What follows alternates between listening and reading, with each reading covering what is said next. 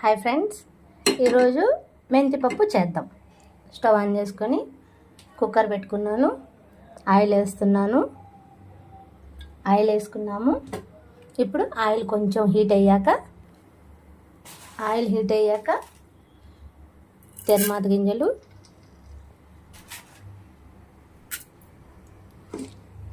ఎర్రగడ్డ, తెల్లగడ్డ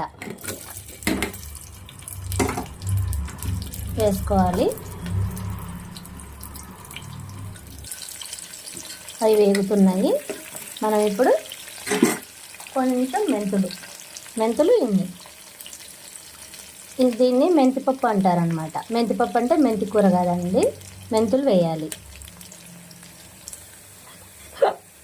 ఇలా కొంచెం ఎగినాయి కదా, ఇప్పుడు మనం కరివేపాకు వేసుకోవాలి. కరివేపాకు, ఎండుమిర్చి వేసి కాసేపు అట్లా వేగనివ్వాలి. ఎండుమిర్చి, కరివేపాకు తొందరగా వేగిపోతుంది కదా. సో ఇప్పుడు కందిపప్పు వేసుకుందాం.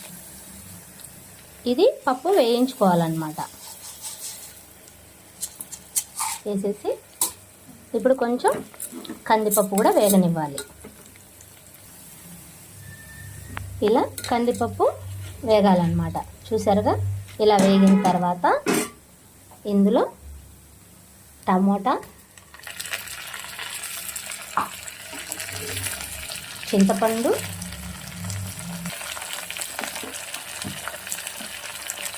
సాల్ట్,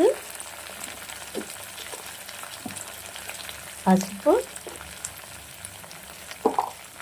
వేసుకొని ఇప్పుడు వాటర్ పోయాలి.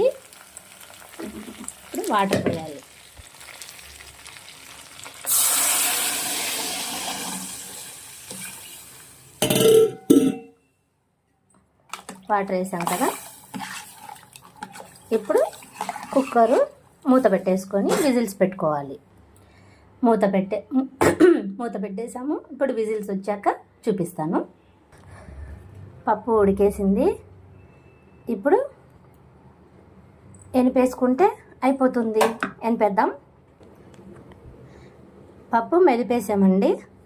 ఇక్కడికి అయిపోయింది. మీరు అనుకోవచ్చు తిరుమాత పెట్టాలి కదా అని. ఇది ఆల్రెడీ స్టార్టింగే తిరుమాత పెట్టేసి ఉంటాం కాబట్టి తిరుమాతతో పని లేదండి. మనకు అన్నీ వేసేసి ఉడికేసిన తర్వాత మెదుపుకుంటే అయిపోయింది. రాయలసీమ ఫేమస్ మెంతుల పప్పు.